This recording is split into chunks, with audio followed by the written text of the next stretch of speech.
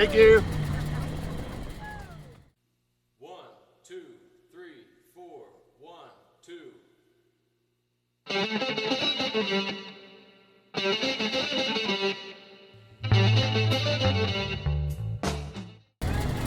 Well, welcome to the podcast, Born to Fly. This is my first flight here for the year 2026. Flying out here over Chandler, Gilbert area with Paul Aviation. My crew just took off.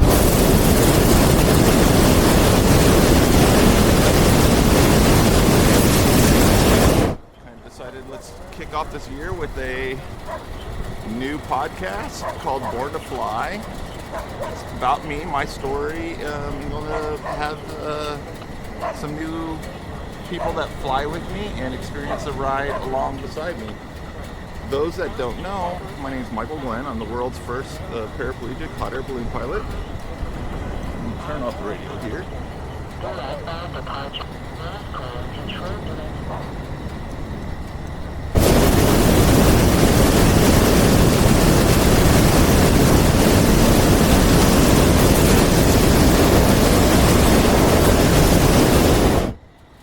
So, my name, like I said, Michael Glen. I'm the world's first paraplegic hot air balloon pilot. Born and raised Roswell, New Mexico.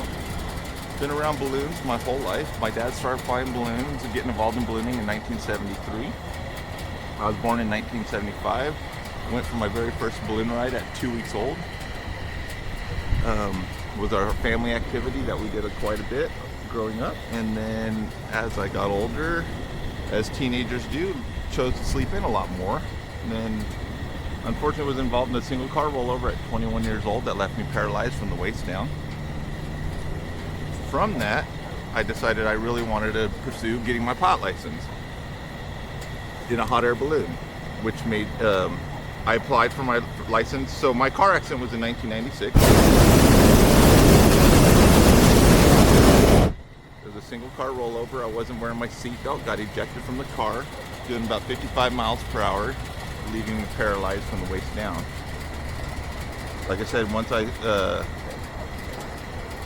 was in the hospital and setting some goals for myself, one of the goals I set for myself was to become a balloon pilot. To find out, when I applied for my license, the FAA actually denied me because of my disability and told me that unfortunately I was not able to fly hot air balloons, but I knew I could.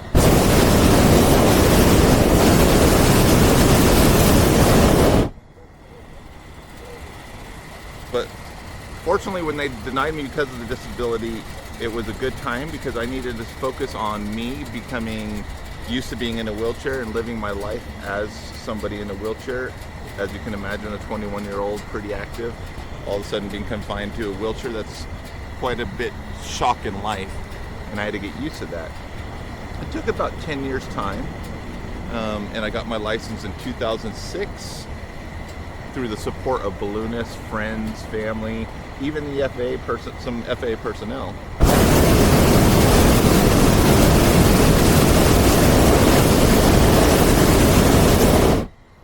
I achieved my goal of getting my license, like I said, in 2006, making me the first guy in the world to fly, or first person in the world to fly balloons in a wheelchair.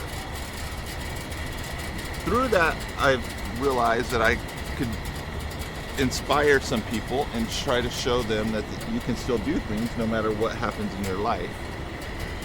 So over the last 20 years, I've been fortunate enough to travel quite a bit around the United States, over into Taiwan, all over Mexico and Canada, flying hot air balloons, and then, like I mentioned, all over the United States. I think it's like 32 of the U.S. states I've flown in so far.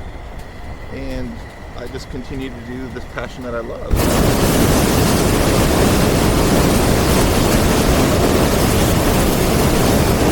This past summer, I traveled quite a bit around with my hot air balloon to a bunch of different balloon events, and I decided I really wanted to try to focus my story. I used the footage I had from this Insta360, and it took off quite a bit. A lot of people found it very interesting and intriguing, so I decided next step would be, a cool process would be to give people the experience of flying in a hot air balloon alongside getting to hear their story of how they achieved their dreams and reaching for their goals. Alongside that, I want to take up some balloonists, some historic balloonists, people from ballooning history. One, they haven't been able to fly with me, and I was a child of the ballooning group, so I'm pretty well known amongst the older balloonists because of my father being involved in sports so long. And I want to take some of them up so we can share their history, plus they get the experience of flying in my basket. As you can see, it's a little unique. It's just like sitting here on a ski lift, but for example, right now we're about 1,500 feet in the air.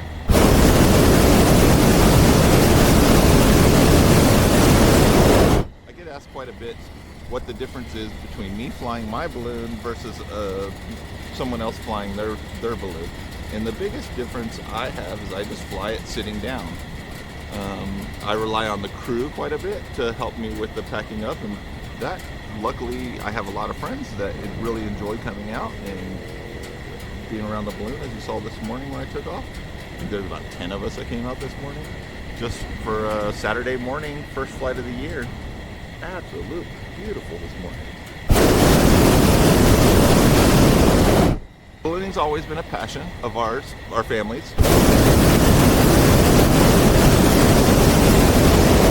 I fly for fun. And then in some events I get hired to bring Jolie to their events and fly at their events. But my brother does fly full time as a ride operator in Albuquerque, New Mexico currently. And so ballooning is our family activity that we love and enjoy. And as you saw, my parents were out this morning. Even after retiring from ballooning, they still come out and enjoy all the activities with us. It's fun. It's a really unique sport. Get to wake up in the morning, see these beautiful sunrises over the East Valley here in Phoenix, and you just can't complain. I mean, I could see almost all the way down, probably past Casa Grande. Do a little 360 here of the East Valley, and absolutely gorgeous morning.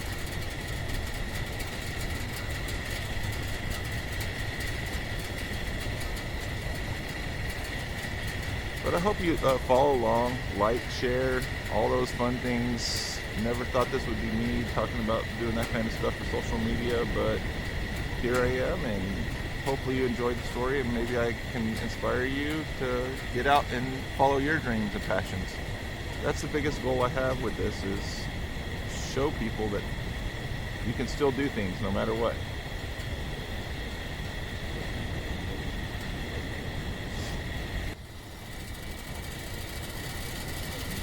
A little bit about my balloon. I fly a Cameron 065 with a Duo Chariot.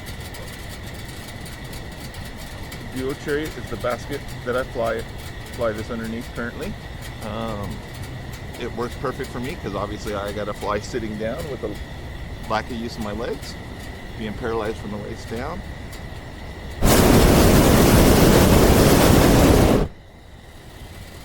But the other balloon, for example, that's a Cuba Czech, I think 105, almost double the size of my balloon.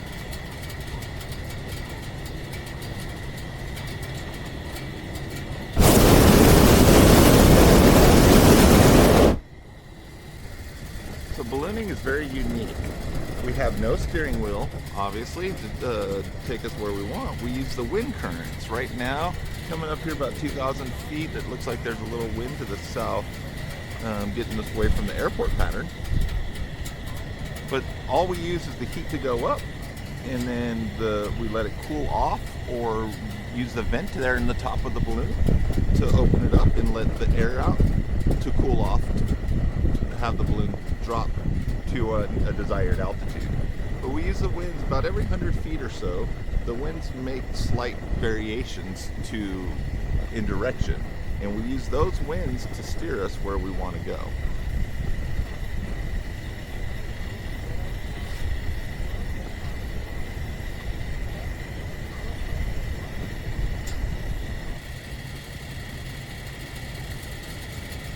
So as I was saying, we use the winds at different directions to steer us to go to our desired location, although we fly balloons with no destination necessarily in mind. And for example, this morning, that other balloon that Paul's flying, that's who I'm kind of following along and steering my balloon to follow his track to hopefully land where he does or close to. But I might also stop and pick up a passenger along the way. So I kind of want to do this first introductory flight of the podcast called Born to Fly. Like I said, please like, subscribe, follow, share, all those fun things to help promote the story and share my story and hopefully, like I said, inspire some people. So flying in Chandler, we actually have two major airports. We got Mesa Gateway and we got Chandler Regional. So that's where flying with aircraft radio that you hear pop up every once in a while is in contact with the airport in case we need to stay out of air traffic patterns or those kind of things. We're going right there. You can see that's Chandler Regional. Then you're facing towards downtown Phoenix, that direction. You got Tempe coming up. So I'm just holding the turning vent, so I'm doing a slow rotation around so we can do a little tour of the East Valley here. And then we're off in the distance is Mesa Gateway. We're flying away from Mesa Gateway. We're actually flying to the southeast, outside of all the airspace.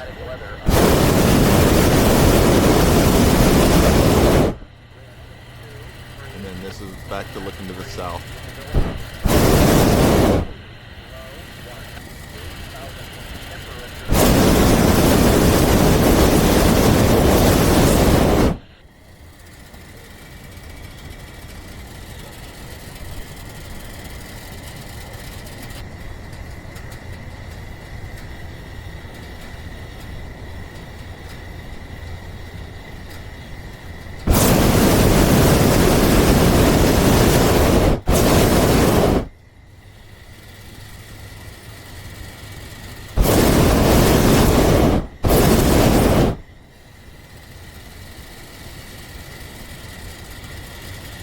Please follow, like, share, subscribe, follow along. It does do a lot to help support everything. It wouldn't be possible without all of you and your support for my story to continue. Just like we all know, unfortunately, the world revolves around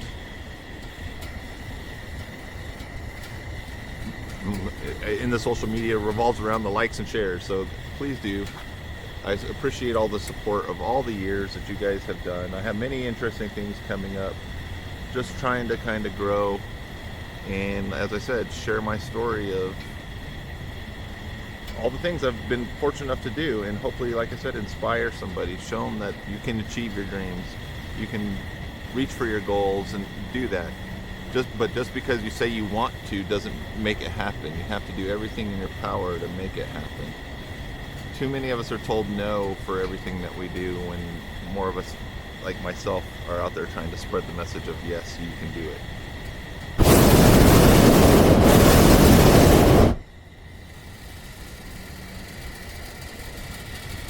So right now I can hear an airplane, and we always we always are looking for other aircraft to stay out of their pattern.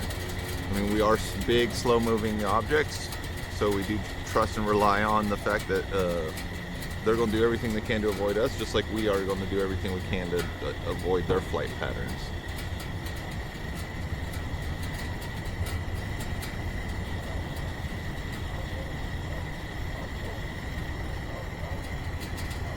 I know sometimes I go quiet, but just have to appreciate the beauty. Take it in. There's nothing quite like being able to fly.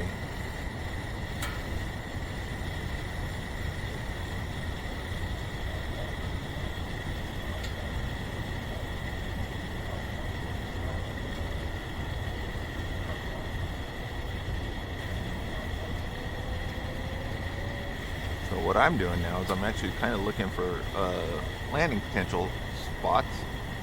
I have a park down here, and then across the street is a big grocery store chain with a big parking lot. But off in the distance there's some fields and stuff like that out there. Just kind of flying along on this absolutely beautiful morning to see where I end up.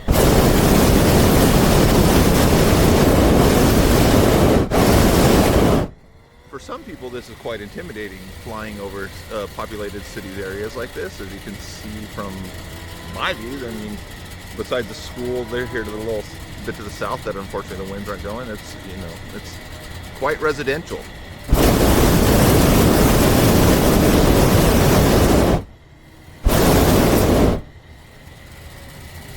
Which means we land a lot in neighborhood parks or in even the streets in front of the home. We'll see what happens. Safety is our number one factor. We always want to do everything we can to make the flight as safe as possible.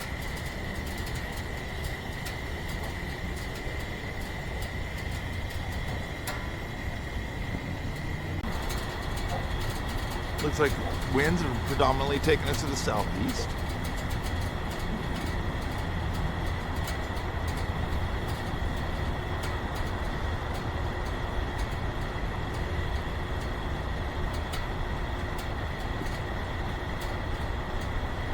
So I have turning vents. I don't know if I went into that earlier. I have turning vents. They rotate the balloon like a top. So for example, I'm holding open the one that turns me to the left right now. Just to get a idea of what's coming up land-wise. Looks like some farmer fields.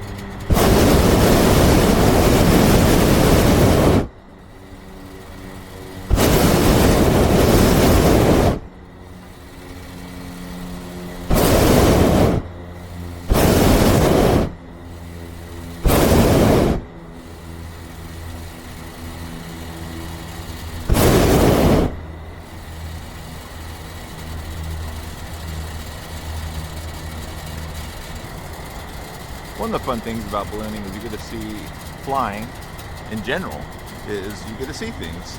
But balloons are unique because they move so slow, we move with the wind, that we get to see a lot more. We get to see a lot of amazing backyards. Sometimes you get to see not so amazing backyards. The best thing I ever was told by another balloonist was we get to see the tops of tops of birds. You'll see birds fly around. Sometimes they'll even, fly here pretty close to the basket. But when you're in an airplane, you're going by so quick, you don't really get to see the birds.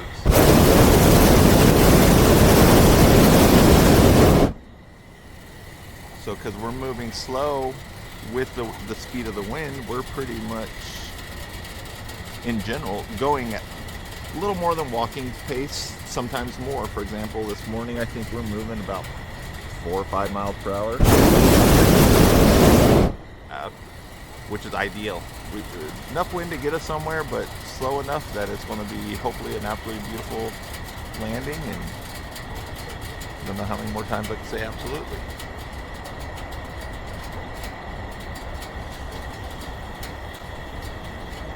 Talking for 30 minutes or so in a basket by yourself is quite a lot. The fun part will be taking people up for their experience and let them experience the flying with me and seeing how they feel about it.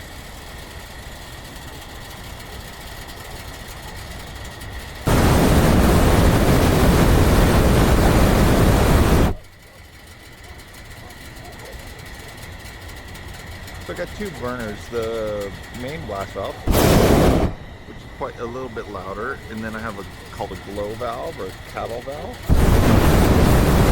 It just shoots out raw propane. It's a quieter sounding overall, so hopefully it doesn't make horses or animals jump as much.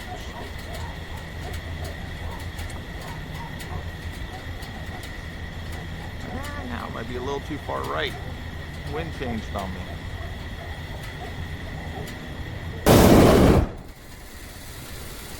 Good morning.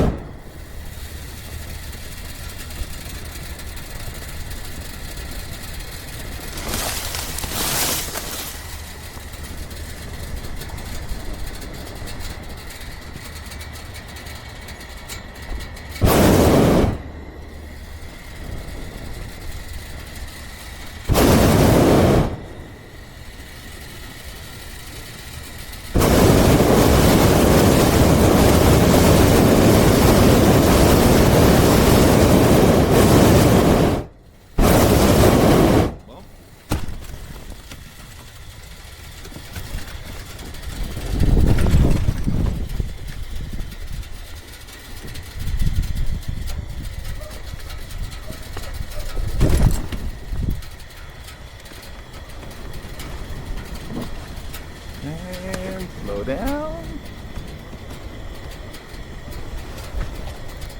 Perfect.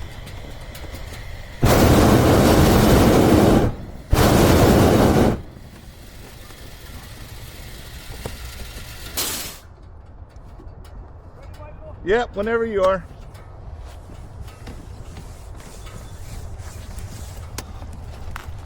Well, that grass didn't lose you at all.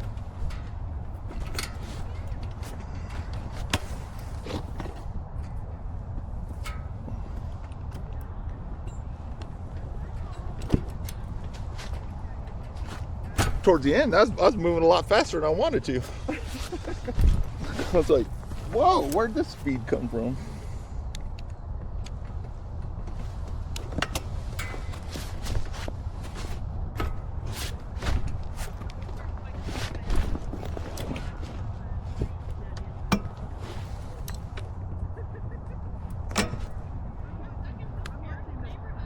Hi, Harper.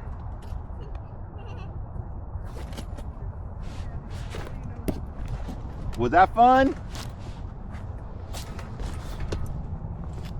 Ugh. Why can't I walk? Because I wasn't wearing my seatbelt and I was in a car accident. And it broke my back. So once you break your back, once you step on a crack, you break your mama's back. Wasn't that what we used to say as a kid? What, sweetie? I missed you too. Come on, you can come up here. It's okay.